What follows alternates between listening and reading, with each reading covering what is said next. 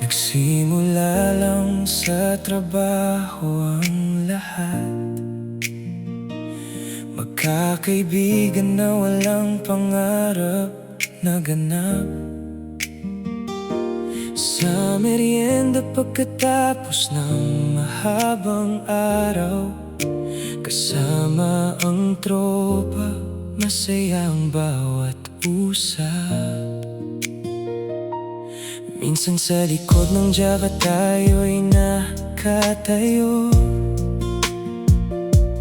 tuhog-tuhog lang habang ang puso'y natututo. Hindi ko namalayan, ikaw na pala ang dahilan kung bakit bawat araw ay gusto kong balikan. Maraming matang mapanghusga sa paligid, maraming tanong kung bakit ikaw ang pinili. Pero sa puso ko, isang bagay ang sigurado: ikaw at si Ace ang tahanang hinahanap ko.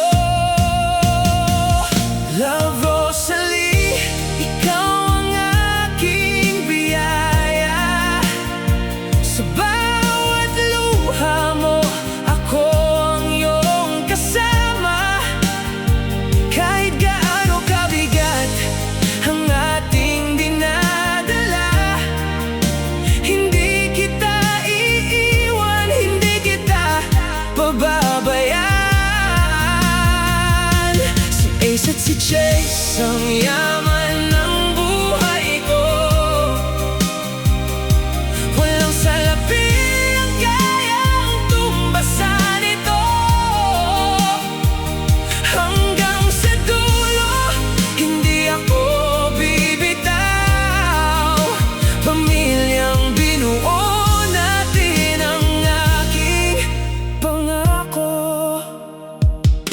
Dumaan tayo sa unos at maraming sakit, mga sugat ng kahapon na pilit bumabalik. Nang dumating ang dilim ng iyong paghinga at bumigat ang laban ng iyong damdamin at isip, hindi kita sinukuan kahit isang saglit. Inalagaan kita sa bawat luha at sakit, at sobrang swerte ko dahil si Ace ay nagmahal na parang tunay niyang ama ang aking pangalan. At habang lumilipas ang bawat panahon, mas lalo kong nakita ang iyong dedikasyon. Pinupunan mo ang lahat ng kulang sa akin, at ako rin ang sandalan mo sa bawat hangarin.